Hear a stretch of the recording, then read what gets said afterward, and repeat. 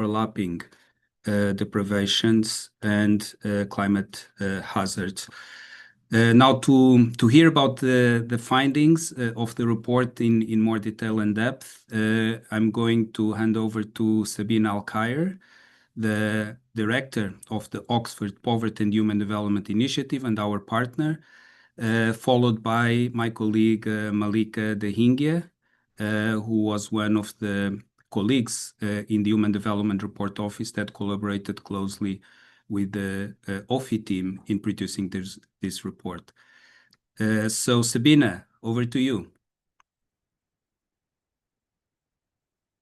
Thank you so much, Pedro. It's very good to have all of you here and to share these results.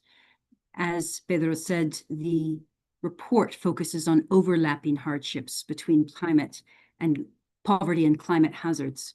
But first, we'll start by asking, what is global multidimensional poverty? What's its scope this year?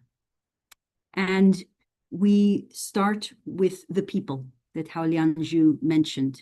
In this case, a family from Ricardo and Susana in the Guarani indigenous community in Bolivia.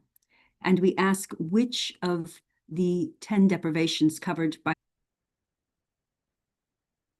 the global MPI measures multidimensional poverty in an acute form across 109 countries and 6.3 billion people using multiple indicator cluster survey data for 51 countries, demographic and health surveys for 44, and national surveys for 14.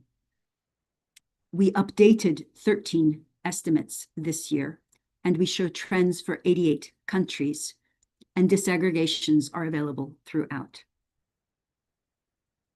We find that of those 6.3 billion people, 1.1 billion are poor. And this year, we find that 51% of poor people are children under the age of 18. 27.8% of children are poor, and 13.5% of adults. People ask us why we always mention that number, because it hasn't changed. It's not interesting. But there are lives behind those numbers, and we must eradicate poverty for children and continue to remember it. Across all of the 10 indicators, each is important, but the highest deprivations, the most number of people affected by poverty and deprivations, are in cooking fuel, sanitation, housing, and undernutrition. But still, over half of the poor people cannot turn on a light. They do not have access to electricity, and they have nobody in their household with 6 years of schooling in our information and technology age. Poverty is most prevalent in low-income countries. 61.2% of people are poor in those countries, and they remain rightfully a priority. But if we take a perspective that each life matters, then we want to look where poor people live. And actually, 740 million people, nearly 2/3 of all poor people, do not live in low-income countries. They live in middle-income countries. And so this area needs to be addressed. Every poor person in East Asia and the Pacific, every poor person in Latin America, Europe, and Central Asia, and everyone in South Asia, except those living in Afghanistan, all these poor people are in middle-income countries, as are 40% of the people in sub-Saharan Africa who are poor. We're not going to end poverty without looking at middle-income countries and investing in them. And middle-income countries, again, are green in this chart, and the low-income countries are red, and it's showing the number of people who are poor and deprived and where they live.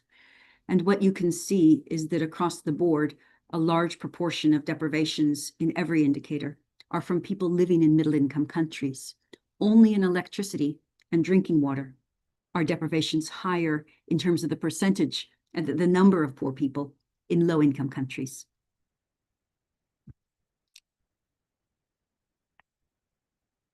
The global MPI gives a regional picture where poverty is highest in sub-Saharan Africa, followed by South Asia. 83% of poor people live in those two regions, and then Arab states. But it also gives national figures. So for example, in Africa, it ranges from 1% in Seychelles to 84% in Chad.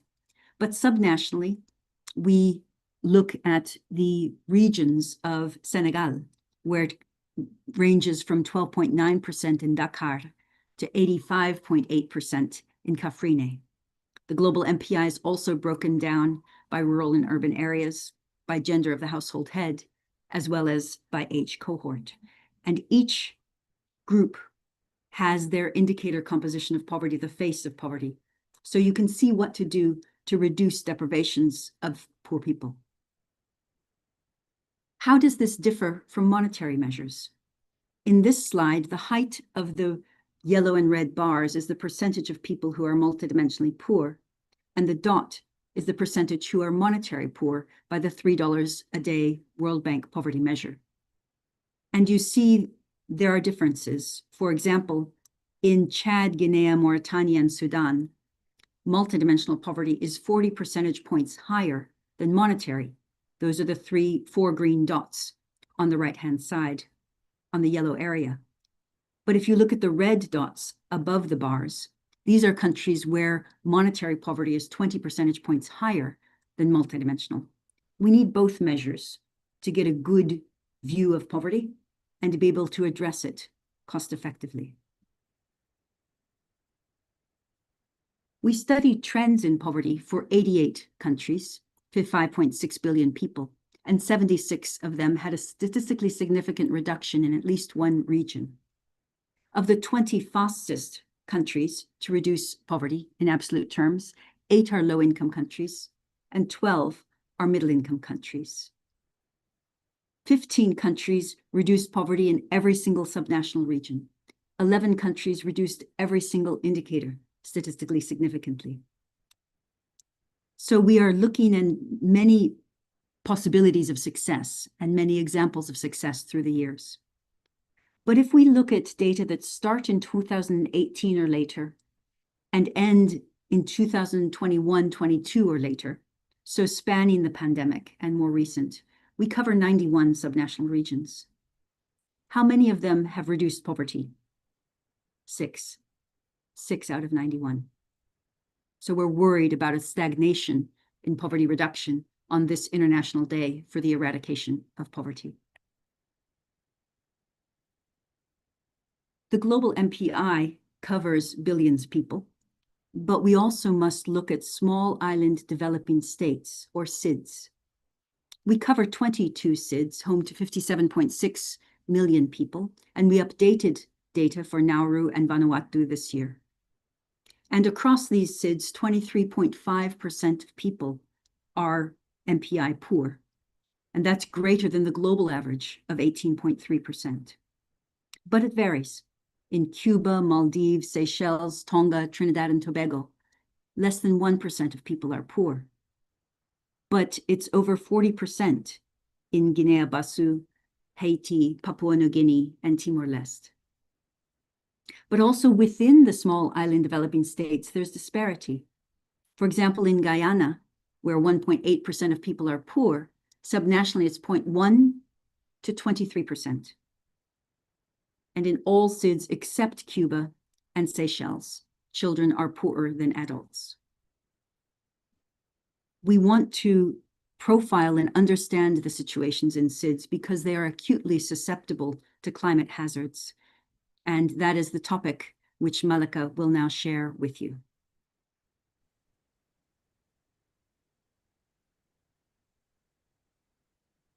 Thank you, Sabina. Excellencies, ladies and gentlemen, welcome. Every year, the Global MPI report, in addition to presenting the updated estimates for global poverty, it also puts a spotlight on a thematic topic that is of significant relevance. And this year, as Pedro and Sabina earlier mentioned, we focus on climate hazards. And as we can all agree, the need to study poverty and the climate crisis together has never been greater. Poverty is closely linked with the climate crisis. Climate hazards can affect people's livelihoods, their health outcomes, And as these hazards continue to grow in intensity and frequency, examining how they intersect with poverty is not just essential, but also urgent. With that context, the 2025 Global MPI report for the first time brings together data on climate hazards and multidimensional poverty. We try to assess how many poor people in the world live with this added burden of climate hazards, and which geographies or contexts are these poor people concentrated in. We focus on 4 key hazards: high heat, drought, flood, and air pollution. We overlay this climate hazard information with the data on poverty at the subnational level, which allows us to use a level of granularity that goes beyond the national estimates. And this overlaying is done for the MPI survey year for each country, which lets us understand the concurrent experiences of poverty and the 4 different hazards during one specific year. Now, we find that an overwhelming majority of poor people, around 80%, live in regions that are exposed to at least one of the 4 climate hazards assessed in this study. This 80% represents 887 million poor people across the 108 MPI countries that we've studied. And when we break it down by the type of hazards, the largest number of poor people we find are exposed to high heat, covering 608 million poor people. This is closely followed by air pollution, which claims 577 million poor people. Now, relatively fewer number of poor people are exposed to floods and droughts, as you can see in this chart, 465 and 207 million, but these are still significant numbers warranting concern. But as we look beyond these global totals, we do observe interesting trends. There is significant heterogeneity across geographies in how poverty and climate hazards overlap. The maps here illustrate this heterogeneity. Each map presents the number of poor people who are exposed to the 4 specific climate hazards. The shades of pink and maroon represent regions that are exposed to any of these hazards. And as we move from lighter to darker shades of pink or maroon, we move from a lower to higher number of poor people living with the climate hazard exposure. And as is evident from these visuals, this poverty climate hazard overlap that we are inspecting, it varies by geographies, and this variation also differs across the 4 different types of hazards. For example, for high heat, we find that much of West Africa has a strong concentration of poor populations. Similarly, large parts of South Asia also experience this acute combination of poverty with exposure to high heat, floods, and air pollution. Many other subnational regions of the world in East Asia and Latin America also show significant overlaps, which really drives home the fact that this truly is a global challenge and it is not confined to just a few regions. But the story doesn't just end with single hazards. Many multidimensionally poor people face not just one, but several within the same time period. Around 651 million, which is about 60% of the total poor people, are exposed to 2 or more climate hazards, while 309 million poor people are exposed to 3 or 4 hazards concurrently. And when poor people are faced with these concurrent shocks, in most cases, it represents the most severe form of climate stresses, given that multidimensionally poor households typically have the fewest assets, weakest coping capacities, and least access to social protection services. But this distribution of concurrent hazards is also far from even across geographies. This chart here shows the number of poor people who are exposed to different number of hazards in the same year. And as you can see, South Asia and Sub-Saharan Africa have the largest share of poor people living in exposure to at least 2 or more hazards. In South Asia, in fact, 90% of the total poor are exposed to 2 or more climate hazards during the same year. And this pattern is particularly troubling when we try to zoom into some of the poorest countries in the world. For example, in Niger, which is one of the poorest countries according to our global MPI, every subnational region experienced at least 2 climate hazards during the MPI reference year. But beyond regional patterns, important differences also emerge when we examine exposure through the lens of country income groups. We find that lower middle income countries bear the heaviest burden, they account for the largest share of poor people exposed to at least one climate hazard. It covers an overwhelming 548 million poor people. And a large number of these people are exposed to two or more hazards at the same time. In low-income countries, exposure levels are again substantial, as you can see from this graph, although fewer poor people face multiple concurrent hazards. Upper middle-income countries, on the other hand, have fewer poor people overall, as was also highlighted in the presentation by Sabina, yet their exposure to climate hazards remain high. The 93 million poor people who are exposed to any hazard, as you can see in this chart, that 93 million represents 91% of the total poor living in these country contexts. But these disparities in the number of hazards, of course, only tell us a part of the story. The composition of exposure or the type of climate hazard exposure can help us further identify which type of vulnerabilities are likely most acute across these income groups. And what we find is that high heat, air pollution, and floods are driving up the numbers in lower middle income countries. High heat and air pollution, in fact, have around 70% exposure each. Low income countries also face substantial exposure, but to a lesser extent. Air pollution levels are relatively lower in low income countries compared to the two middle income country contexts.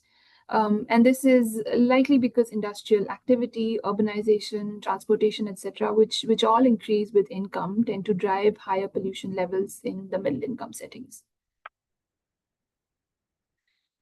Now, our findings till now have described today's challenges. The next question is, what lies ahead? How might these climate risks evolve over time? And what does it mean for the multidimensionally poor people of today? So with that context, in this report, we analyzed temperature projection data from two future time periods, mid-century, which covers 2040 to 2059, and end of century, which includes 2080 to 2099.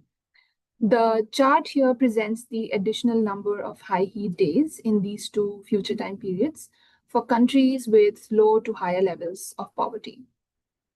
And what we see is a very clear gradient. The countries with higher levels of poverty are expected to face much greater increase in the number of hot days each year, up to 92 days in a high emissions scenario. And juxtapose that with what is projected for the countries with lowest poverty levels, we find that the countries with the least MPI values, or the ones with lowest poverty levels, are projected to experience an additional 62 high heat days per year. While 62 is still a substantial increase, but evidently much lower than what is projected to be seen for high poverty countries. These projections point to a clearly troubling divergence. Poorest countries that are often least responsible for global emissions are expected to bear the greatest heat burden in the future, which will likely compound existing vulnerabilities and potentially make sustained poverty reduction even more difficult. So to conclude, our 2025 Global MPI report shines light on this double burden for people and planet that we can no longer ignore. We find that an overwhelming majority of poor people today live in exposure to climate hazards, and majority of these people do not experience just one, but multiple hazards at the same time. This really highlights the need to situate these two challenges of poverty reduction and climate crisis in the same narrative. These are interlinked issues that can benefit from integrated strategies and solutions. Second, we find that lower middle income countries face a severe combination of poverty and climate hazards. And this is especially important when we consider that many poor communities in these country contexts usually depend on fragile ecosystems for their food, water, and livelihoods. And finally, the double burden of poverty and climate hazard that we observe, it is not limited to the present alone, but it is expected to intensify in the future. So we need to move from recognition to rapid action. Thank you. I will now pass it on to Sabina for some parting thoughts. We just wanted to conclude by recognizing that the global MPI is the work of many hands, technical teams with great attention to detail, researchers, writers, communication design, and events teams. So we want to acknowledge and thank you for all your work in bringing this work out. But we also want to thank you, our esteemed audience, for your commitment, for your expertise, and for your own work on these areas. We hope that this data and the report will strengthen the work that you do to address poverty and climate hazards strongly and together.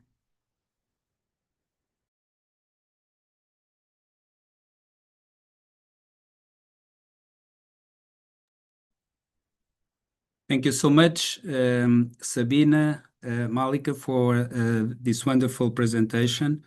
The findings are sobering, and we're now going to have a conversation, a dialogue with you, Sabina, but others are going to join us to reflect on the findings of the report. So I will introduce them as I invite them to share their thoughts on the report.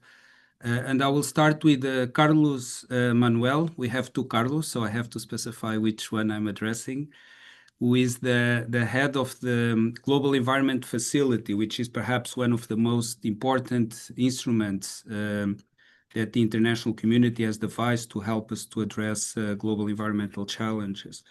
And Carlos Manuel, I'll invite you to say perhaps a few words about the GEF, the Global Environment Facility, as you address my question. But I wanted to invite you to reflect on the point that it's actually in middle-income countries or lower middle-income countries that we see a higher incidence of both multidimensional poverty and exposure to a number of hazards. So I don't think it's surprising. It's widely known that many poor people live in middle-income countries, in part because of the size of the countries that compose this category.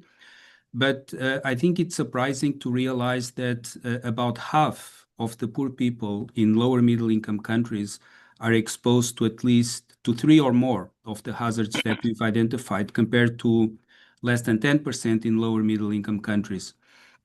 So maybe say a few words about the GEF, Carlos Sure. Manuel, and reflect on this particularly intense overlap of poverty and climate hazards in lower middle-income countries. Oh, my pleasure, Pedro and Sabine. Thank you so much for the invitation.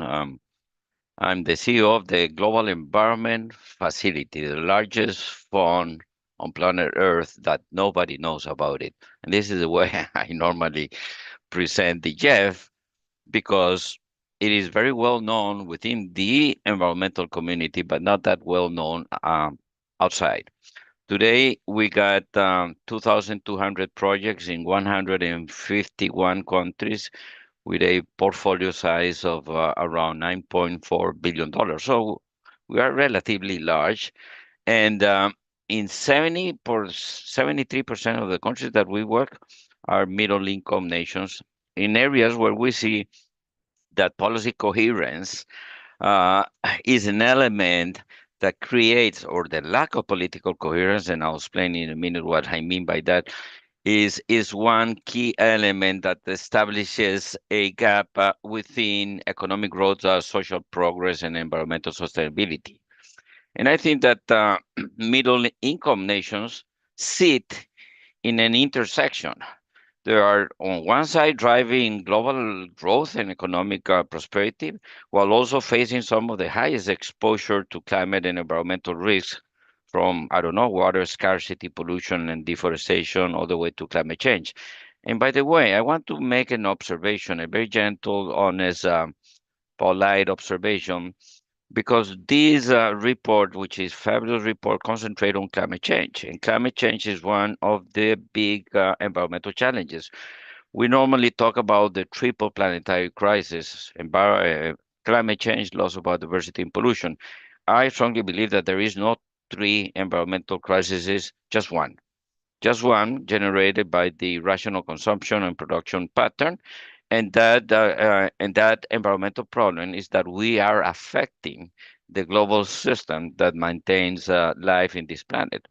So for human development, it is as important for us to see the impacts of climate change and how do we revert it and adapt to it, as with the other two big challenges that are associated to the loss of biodiversity and pollution. So when I see this report and many other reports, I kind of see them in a coherent manner.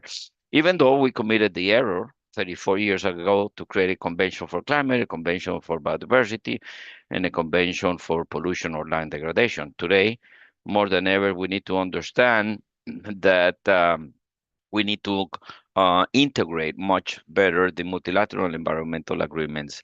And with that, we can generate more impact. So as I was saying, the middle income countries are fundamental for the effort of human development, and they account for, on one side, for a significant share of global emissions, chemical pollutions, but also loss of biodiversity. Think of Brazil, the custodian of the Amazon rainforest, or South Africa, one of the planet's mega biodiverse region, particularly in flora, or China, whose scale and innovation can shape global pathways. So the GEF has been allocating resources um, for many, many years to 150 countries. We use some very basic indicators for that allocation. One of the good things about the GEF is that it is predictable. Let me do another clarification. The GEF is not a donor to countries. The GEF is not a World Bank, Bretton Woods organization. The GEF is not a UN agency. It has nothing to do with the World Bank and the UN. We are partners. The GEF is a partnership of 187 countries. So it is owned by countries. They operate through a council, which are 32 countries or seats, and they define their investment policies. And this is an agreement within the global north and the global south to mobilize financial resources. In order to allocate resources, we had a mechanisms, a methodology whereby we distribute resources based on key indicators. And more and more, the development of more science and better knowledge, like the multidimensional poverty index, enhances our capacity to use the best available data to really pinpoint on those countries.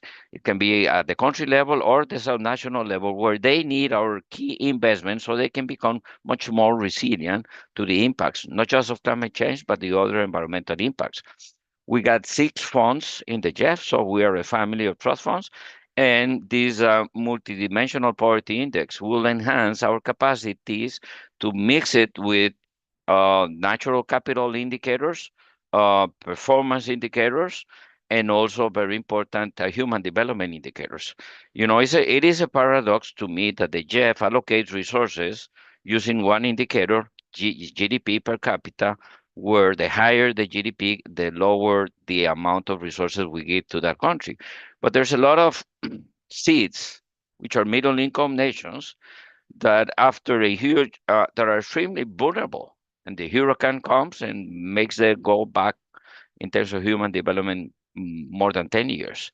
So we are adjusting some indicators. For example, the vulnerability indicator should be a very important indicator, and these ones are extremely important, not only for the allocation of resources, but these kind of reports are extremely valuable to us as we measure results. We have a result framework at the GEF, which is the top of the line in terms of technology and knowledge. And yes, we measure the human socioeconomic impacts of our environmental investments. So the benefit of this report is twofold to us, and I think that this is extremely important. My final closing topics here. One, the link between poverty, vulnerability, and environmental challenges is not theoretical. It is a reality for many, many people, and it was already mentioned here when the report was introduced. So environmental degradation, pollution, deforestation now intersect with the daily choices of governments, communities, and households. That's one point. The second point that I want to underline is that environmental degradation amplifies social and economic fragility. Many of the countries that today we rank them as middle-income nations may go backwards in terms of human development because of droughts, because of water lack of water, because of a lack of food security. And lack of food security is not just because of climate change. Loss of biodiversity is a major threat to food systems and food security. So this is why environmental action and what the Jeff does cannot be treated as an afterthought to main development policies. It is in the core of development, and I think that the SDGs really captured that, many years ago. Nevertheless, at the country level, we don't see that reflected when the National Development Plan is being designed and when the budgets are assigned. At the Jeff, we see that well-designed environmental policies can transform vulnerability into an opportunity by improving resource efficiency, protecting nature and the natural capital, and stimulating green growth. I would like to conclude by saying that we need to talk about the global financial gap in terms of human development and the others. We do it a lot on climate. We have kind of an idea what is the global financial gap in terms of nature, in terms of climate at the global and national level. And we tend to believe that mobilizing resources from all sources, particularly from the north to the south, is the way by which we can narrow that financial gap and we will solve all problems. And I don't believe that that's the right appreciation. The way that we can narrow the financial gap and be able to achieve the human development goals and standards, particularly the SDG, is when the executive branch and the way we have organized the executive branch are able to address the lack of political coherence from national development policies. And just let me, to conclude, give you a couple of facts. Today, all countries of planet Earth invest 144 times more public resources in activities and sectors that contribute to climate change than what they invest domestically in reverting climate change. And the second fact that I want to share is that today, all countries invest 144 times more financial resources from the central government in activities and sectors that generate deforestation than what they are investing in reverting the rate of deforestation.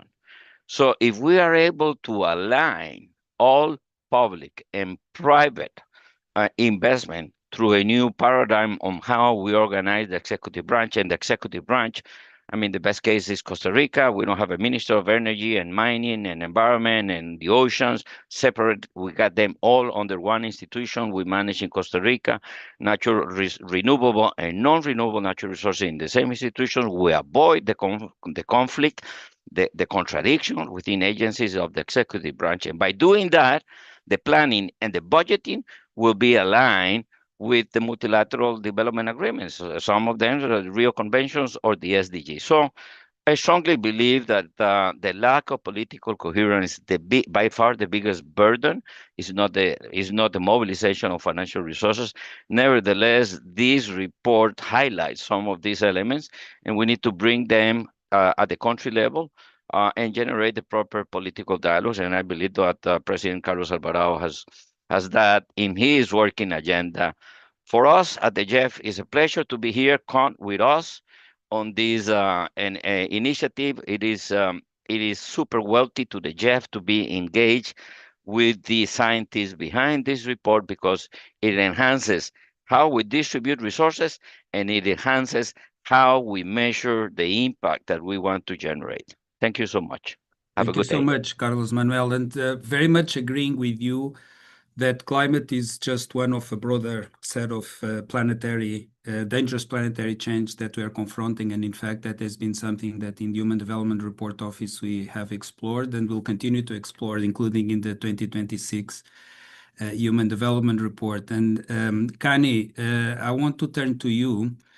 Kani Wignaraja is a United Nations Assistant Secretary General, who also happens to be the director for the Regional Bureau for Asia and the Pacific at UNDP. So I want to ask you a question, or maybe two questions, one in each of these two capacities. So as a United Nations Assistant Secretary General, can you share with us a broader reflection, actually building on some of the points that Carlos Manuel made? Is it really the proper way of looking at poverty, climate change, planetary change as sort of separate issues that need to be looked at separately? And how do we bring them together when we have to make decisions on resource allocation? Resources are scarce. There are many priorities. So what does it mean to bring them together? And then secondly, perhaps more in your capacity as a bureau director, one of the findings of the report is that the incidence of overlap between climate hazards and multidimensional poverty is highest actually in South Asia, where for some hazards, 90% of the population living in multidimensional poverty is exposed to one of these climate hazards. So what does that mean, and what can we do, not only in general, but specifically in South Asia, to address this overlapping of the deprivation with climate hazards? Well, thanks, Pedro, and great to be in this conversation, and always good to follow Carlos, who gives also food for thought. But let me also say congratulations to everyone who worked on this report, which and the data and the analysis really powerful. So to your first question, Pedro, it continues to confuse many of us who've been working in development for so long, that no matter the power of the evidence and the increasing the data behind it worldwide, North and South, that we still just use often this singular measure of income to look at how resources are allocated and how resources flow. Because this is not, we didn't have to wait for this report to understand this. This has just brought it even more starkly to the point that if the report is showing us that 1 in 10 multidimensionally poor people now live in regions exposed to at least one significant climate hazard, right? And that these are no longer even overlapping or sequential. These knocks just keep happening. So it's a everything all at once phenomenon. So I much prefer the terms used in the report, which are concurrent and compounding factors, because they deepen poverty and erode capabilities, resilience, just hope in a future in a different way to income poverty alone. And so it calls for different applications, calls for different instruments or investments and policies. So if I move that then into Asia, and particularly, as you said, if 1/3 approximately of that 1.1 billion multidimensionally poor live in South Asia, I mean, this is a mind-numbing scale, right? If you look at numbers, and then you ask what can be done to reach these numbers, when not everything is in the hands of national entities, right? Or even national policy.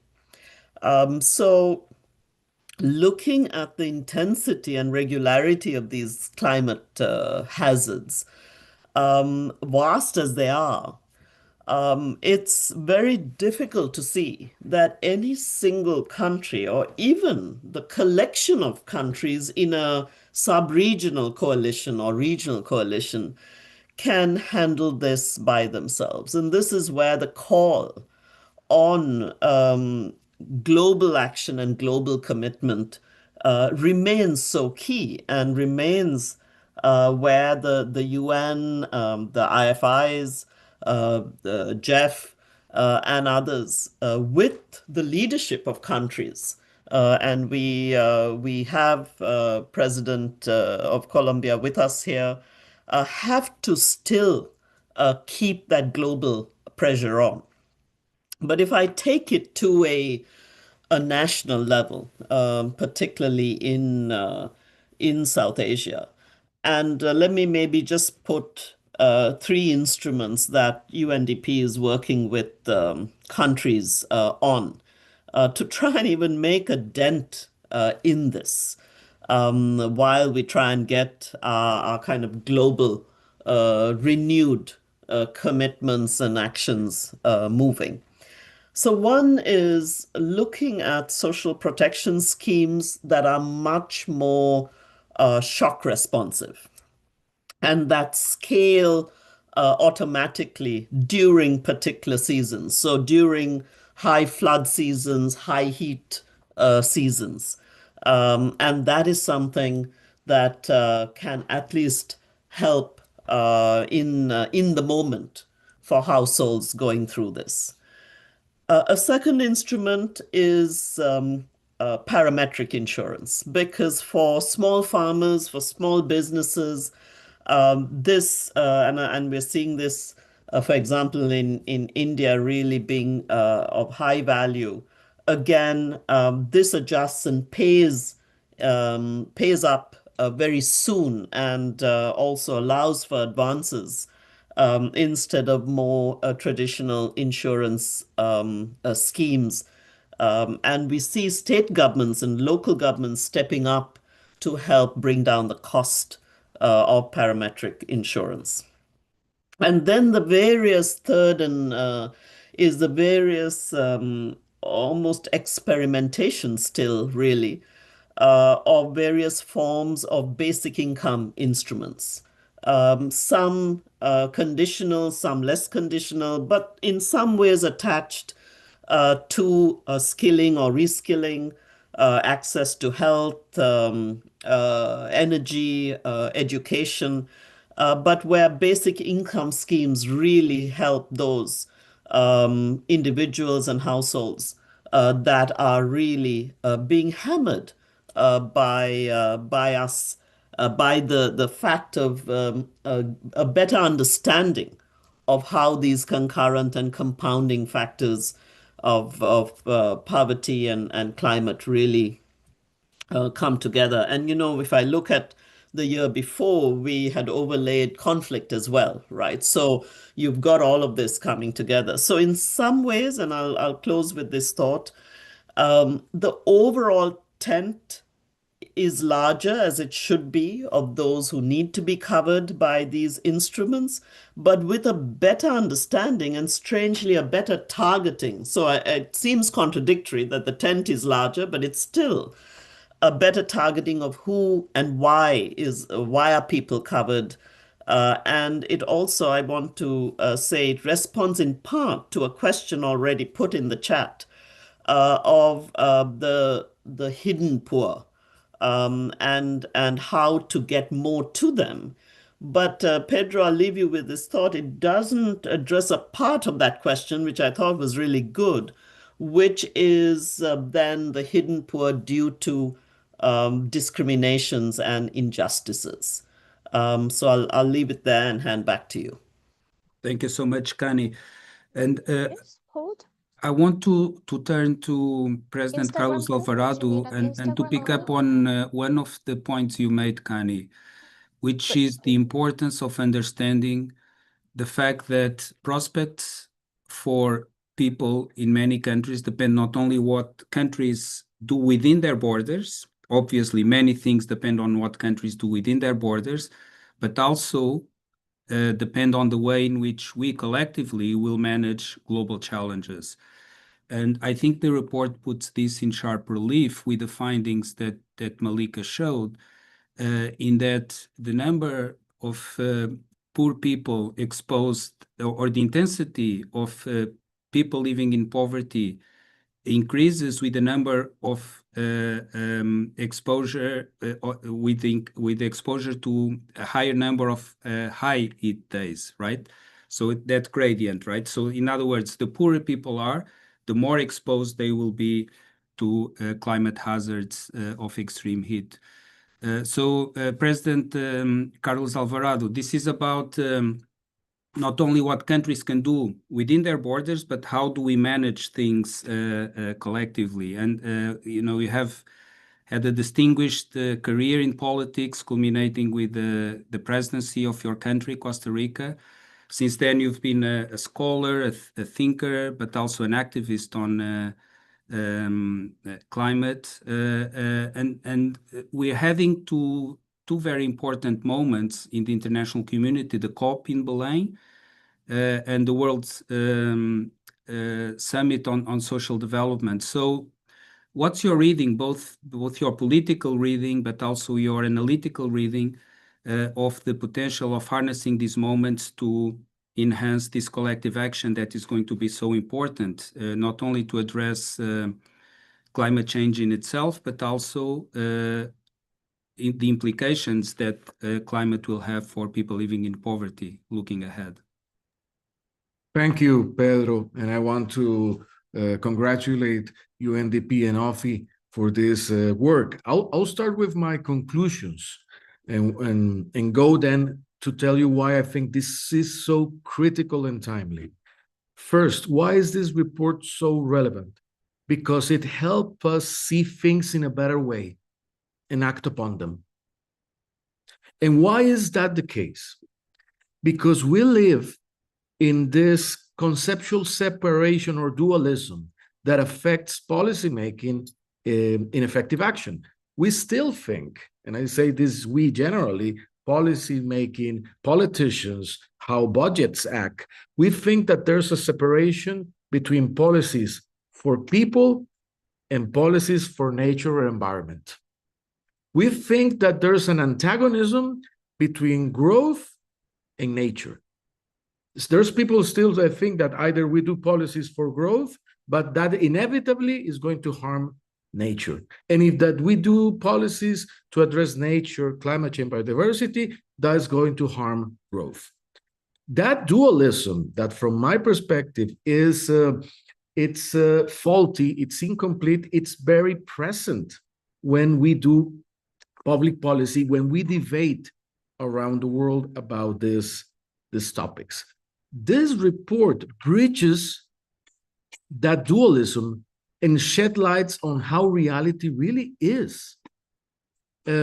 People live in the territory. People live in an environment. I know it sounds like a tautology, but that is the case. Sometimes we forget about that.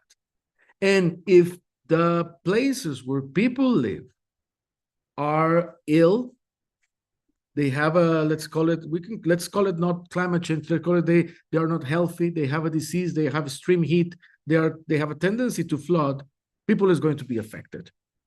And chances are that if people have less resources, and resources is not only money, it could be education, could be safety nets, could be, you name it, access to healthcare, they're going to be way more affected. So this helps us to see things in a different way and integrate the policy that we need to do and the action we need to carry to address in a comprehensive way the situation.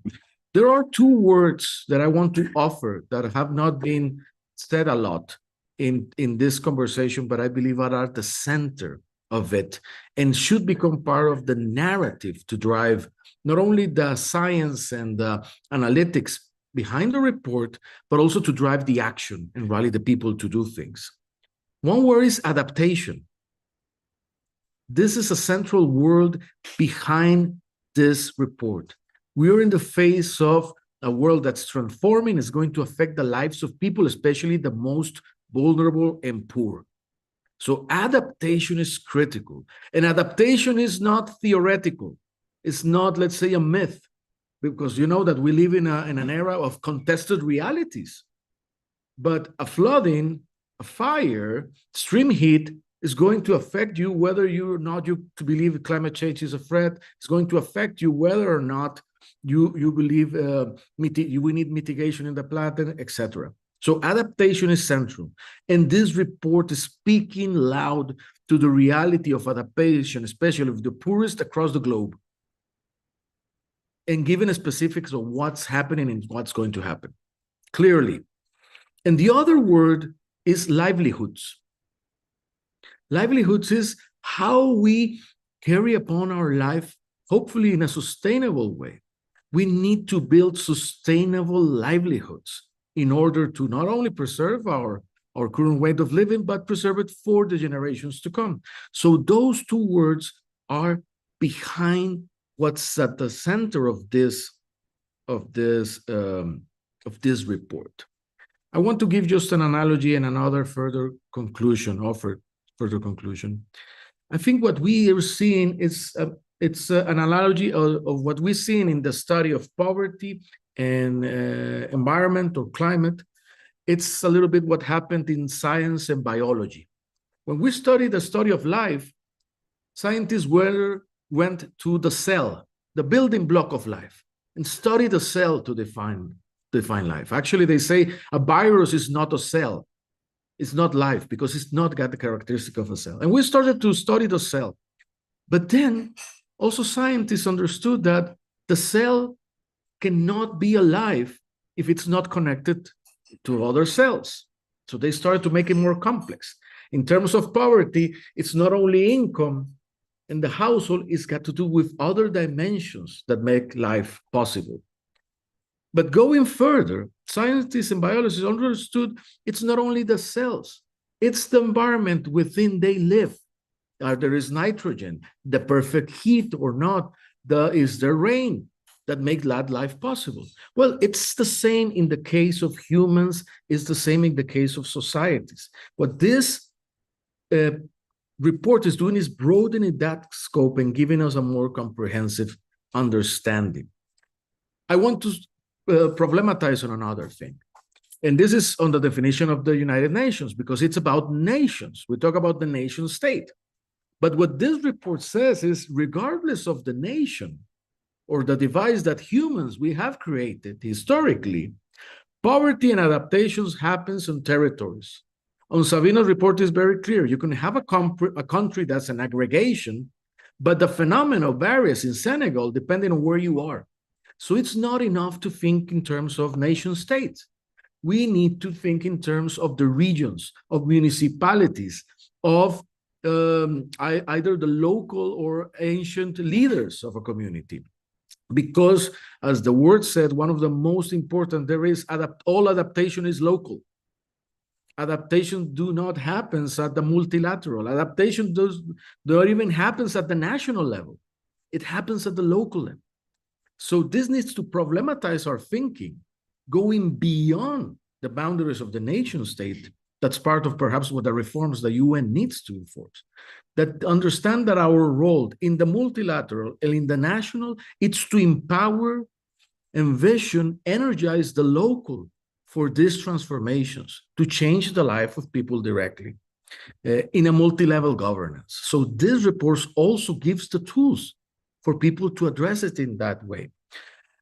So that's why I'm so excited about this. This has to be central, and I really suggest UNDP and OPHI to put it at the center of the agenda in Belém. I really encourage to put it at the center of the agenda in Doha. I really encourage to be at the center of the discussion of the SDGs beyond the 2030 agenda. Because poverty in addressing the climate crisis or the environmental crisis requires one indicator, perhaps that it's not measurable, or not, I have not seen it measured yet, which is intentionality. We have to have the real intention to finish poverty. And we have to be intentional about finishing poverty and adapting where people live so they can face the environmental crisis. And what I've been seeing is that we are not intentional about this, not as we should. We're intentional about making money, about growth, about buying weapons. We're very intentional about that. But we are not intentional about finishing hunger or finishing extreme poverty or adapting the land, the territory for what's going to come and affect, literally, as the report says, almost 1 billion people across the planet, regardless of its north, south, developed, mid-income, LDC, seats.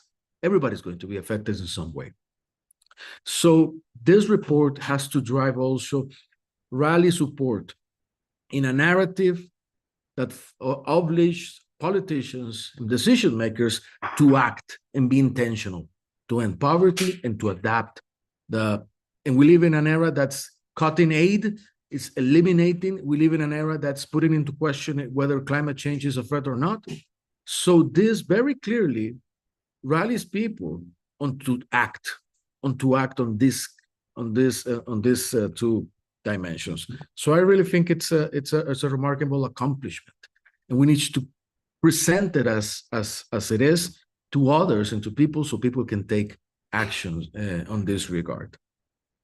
Thank you so much, President Alvarado. I think we count on you also to help us to bring this to this fora where the decisions are made. And I think your point about the country boundaries not being necessarily the best unit of analysis is central. And that was a message of the report with the maps that actually don't have country boundaries, precisely to show that a lot of the action happens at the subnational level. I'll go back to all the panelists for final reflections. We have another 15 minutes to go or so. But before that, Sabina, I have a question for you. Alluded in your presentation briefly to changes over time, right? This is something that people are always interested in. Are things getting better, getting worse? And obviously, there are some limitations in the data that we have available to enable us to respond to this question fully. But you essentially said that the data that we have suggests the possibility, perhaps the likelihood of a stagnation in efforts or in progress in reducing poverty. And that is consistent with other evidence that we have, for instance, on the Human Development Index that we found in our latest Human Development Report, that progress was sort of stagnating or evolving very, very slowly at the slowest level ever on record. So can you reflect a bit more on this? Tell us a bit more about what's happening when it comes to changes over time, and perhaps more importantly, what are, in your views, the most important actions that we should be taking if indeed we are facing a context in stagnation in poverty reduction? Thank you so much, Pedro. Yes, I think before we go to stagnation, we should recognize that historically there has been very strong reduction in multidimensional poverty and a lot to celebrate. So we talked about the climate hazards that are striking South Asia, but South Asia has also been a leader in reducing poverty. In 2005-6, 55.1% of people in India were poor, and it's 16.4% in 2019-21. 414 million people leaving poverty. And in Bangladesh, it was 30.5% people being poor in 2014 and 11.5% in 2022. In Nepal, 58% were poor in 2006 and 16.4% in 2022. So we are seeing big reductions in South Asia, but the fastest reductions have tended to be in sub-Saharan Africa in absolute terms. And so the multidimensional poverty goes down when any deprivation of any poor person goes down. So it's very actionable, very tangible. You put a child in school, that deprivation goes down, MPI goes down. So it's a very hands-on, tractable measure. So that's why the stagnation is particularly concerning, although, as I said, it's not enough countries. And we do desperately need up-to-date, high-quality data, especially given the cessation of the Demographic and Health Survey original infrastructure. But what we hope is three things. One is we're coming up to a World Summit on Social Development in Doha. And we hope that out of that summit, there'll be a re-engagement of poverty being multidimensional, covering social integration and livelihoods. We hope for data on livelihoods that Carlos Alvarado stressed to come in to the global MPI if data were available. But also we would hope that, first of all, there would be a moderate MPI for middle-income countries and middle-income areas, low-poverty areas, to complement an acute global MPI. And we're working on that with Islamic Development Bank. But second, we want people to consider not just if poverty has been cut by half, which is a relative measure, but also the absolute speed of reduction of poverty. And what I've been sharing has been the absolute speed. Of the global MPI countries, over 30 cut poverty by half. But it's very different if you have very low poverty than if you have very high poverty. So we are hoping that just in terms of recognizing the reduction of poverty, we can sharpen that. And so it becomes predictable and understandable. The second area is in the nexus between climate and poverty.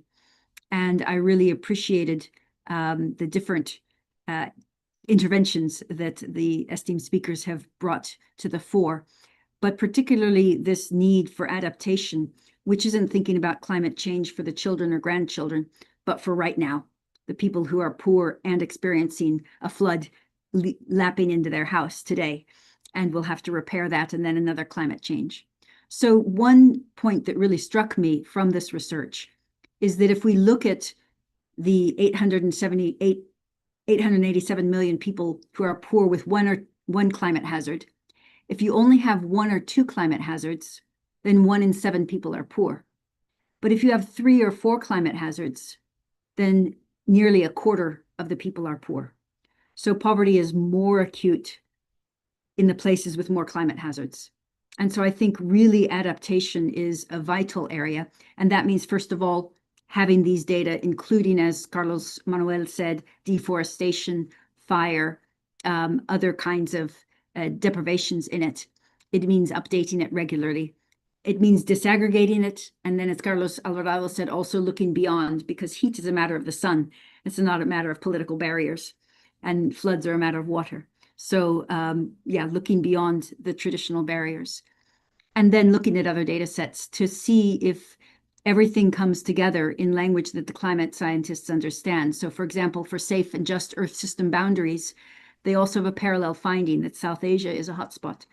And I think then we can bring together people with different kinds of expertise, but the value added of bringing a spotlight on the poor and impoverished people, hopefully will mean that those climate scientists can also be energized to put extra effort in reducing climate and poverty in those areas. So I guess that's the hope, that these joined up data will make it very tractable, possible to change, as has been shown in the past. But in a time, as we know, of limited resources, it's going to require commitment, innovation, entrepreneurship, young youth coming from the outside, private sector innovating, and different people finding new strategies to address these. And data hopefully can be a common language that will not only bring the problem to bear, but also celebrate where we've been successful at a win-win, reducing both types of hazards.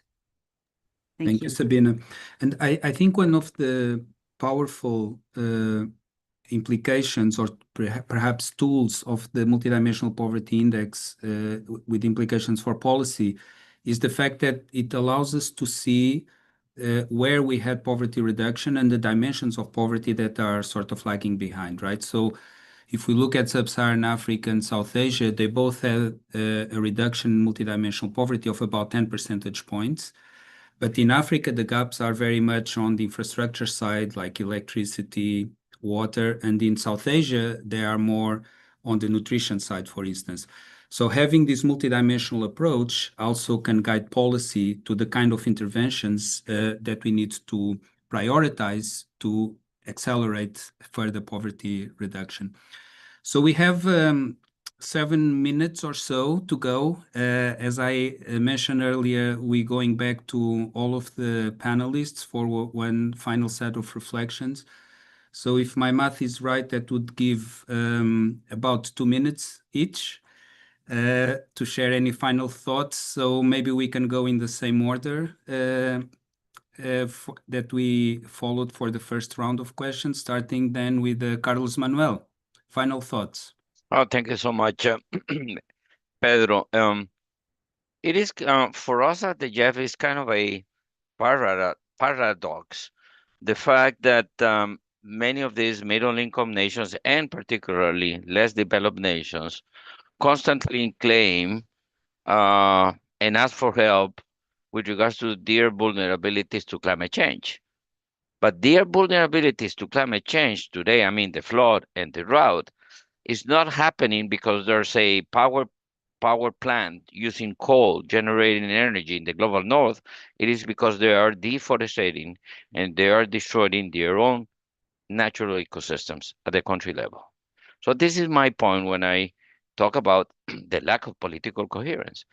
You know, I remember 4 years ago that 2 Category 4 hurricanes hit Central America, and I received a call from one president from Central America asking me if they can use the JEF monies to repair the damages of the hurricane. And I said, no, we cannot do that, unfortunately, but we can give you that money, more money, to protect your forest, because the rate of deforestation in your country is making your country even more vulnerable to these extreme weather events. And the president was not connecting the dots within their agricultural policies that promotes land use change, deforestation, with the level of vulnerability. The less forest there is, the more vulnerable you will be. So at the end of the day, we can support these developing countries in many different ways, that if they don't understand and connect the dots within public investments and the management of their natural capital, very little progress in terms of human development we will achieve. And on the contrary, these countries that has done great in terms of human development in the last 2-3 decades can go very quickly backwards where they used to be 2-3 decades ago, because of the unwise management of their natural capital. Nature is the best ally for developing countries in their effort to mitigate, to adapt to climate change, but also in their aspiration for improving the livelihoods of their people. And the fact that they tend to believe that forests are unproductive land, and the landscape should change from forest into cows so they can access the meat market has proven not to be the right way forward. So we constantly, and with UNEP and UNDP particularly, we constantly bring this holistic approach in the projects that we work together with the UN agencies, particularly UNDP, which is the largest implementing agency at the JEF, with almost 30% of our portfolio. So that change of mindset is important. And my last point is that, yes, financial support will come from the north, but it is as important as more resources from the north, that the very scarce domestic resources are not doing more damage to nature, which are making the countries more vulnerable. So for me, this is the big paradox that we need to address. Thank you, Pedro. Thank you so much, Carlos Manuel. And in thanking you, let me also thank the work of the Global Environment Facility. And thank you also for your leadership in really trying to bring together the human and nature, and not seeing this as separate challenges. Well, Pedro, I'm from the school of Mr. Don Carlos Alvarado, President of Costa Rica. I'm from his school, and he was very clear in his intervention that there is no paradox, there is no dichotomy within nature and human well-being. So I'm the product of that, and he's the expert on this field. Thank you. We will hear from President Carlos Alvarado. I think Costa Rica is a bit overrepresented on this panel, but it's probably for a good reason. And it reflects the fact that the country was perhaps ahead of others in seeing this connection. Thank you again, Carlos Manuel. Cani, final thoughts? Thanks, Pedro. And I couldn't agree more with my two fellow panelists on this, on the points that they have made. Just a final reflection from my end is that where the depth or the deeply poor, how far below the poverty line, whether that is both the income poverty line, as many still use it, or when we look at MPI, the fact that the markers for this poverty line still, to me, really are not getting us where we need to go, because living longer while getting either poorer or just being above these lines is still a heavy burden. And there's a very good question in the chat on this, right? So the rethinking of some of the ways in which, including how we live and work and manage our natural assets,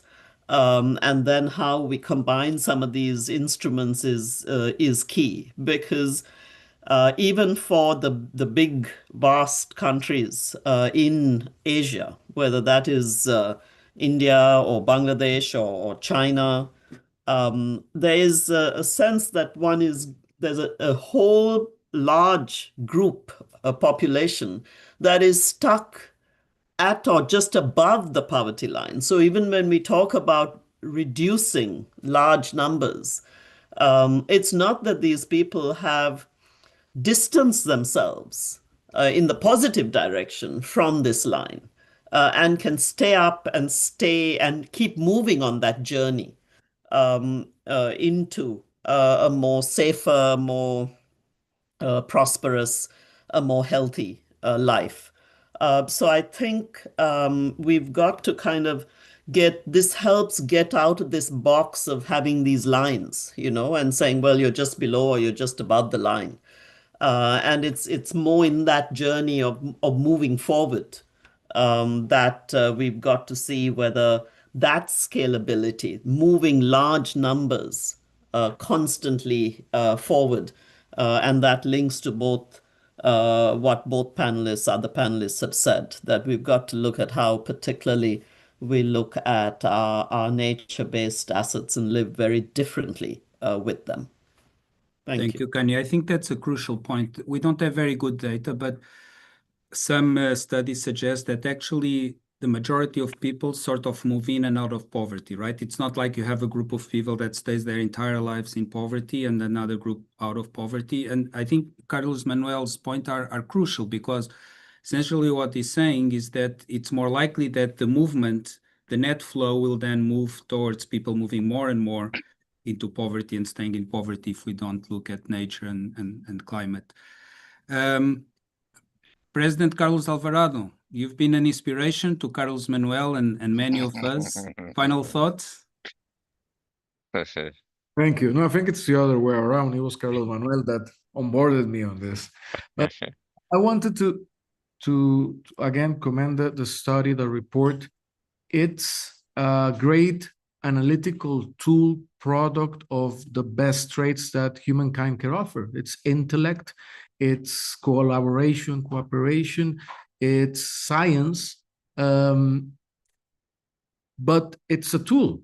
Then it raises another ethical question, because with it we can see more reality, and we see the reality of millions of people across the planet. So it arises an ethical question when anyone is exposed to this, is what is it that I'm going to do about it? And it's an ethical question we all need to try to answer to ourselves. I always like to quote a physicist called David Bohm, that in 1980, a while back, he said, we should not talk about environment, he said, which sounds a little bit puzzling. But he said, we should not talk about environment because implicitly, if we talk of the environment, it says that there's a separation between us and the environment. And he said, I don't think there's that separation. We cannot live outside of an environment. And you see, that changes the way we think about things. I do believe the most extreme crisis we're experiencing now, it's a crisis of thought. It's a crisis of imagination. The concepts we take for granted are the ones that are putting us at threat.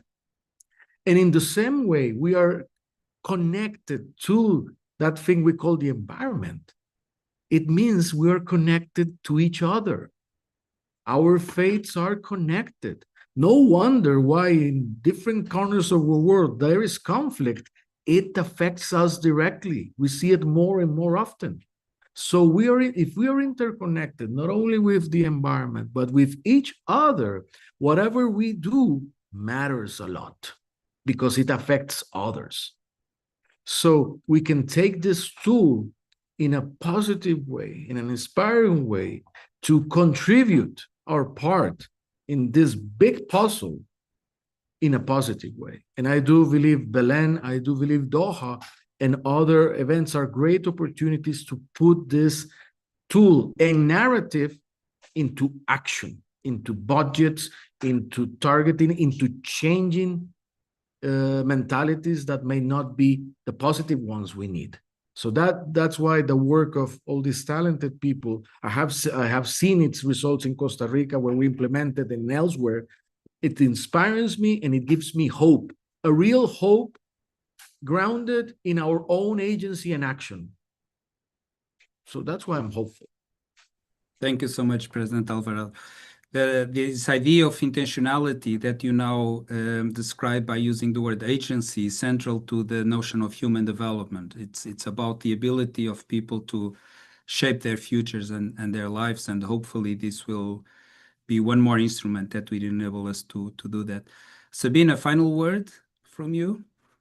I'll just be very brief because the others have touched really on everything, but Carlos Manuel, the need for policy coherence. And so whether we are activists seeing the dissonance and the inconsistencies, or inside the system being able to meld the policy coherence, or with Connie being able to do measures of moderate poverty or to look at transitions, and with Carlos Alvarado, the need for imagination.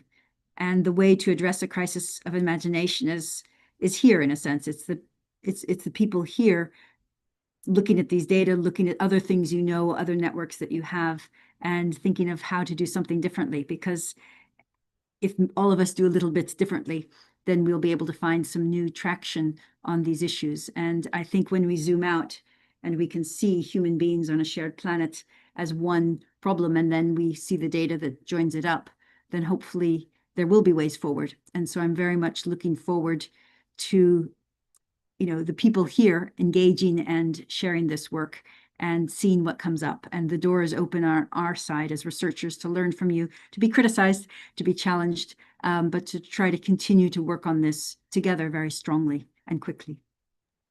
Thank you, Sabina. Well said. So I just want to thank you, Sabina, my colleague Malika, for presenting the results, to our acting administrator, Haoliang Xu, to the panelists, Carlos Manuel, Carlos Alvarado, Cani. And again, we do these reports not for the sake of reports, right? We do these reports to have some impact. And so now I'm looking at all of you following us now live, and those that will see this recording later, to join us in making sure that these findings make a difference in people's lives around the world. Thank you. Thank you so much.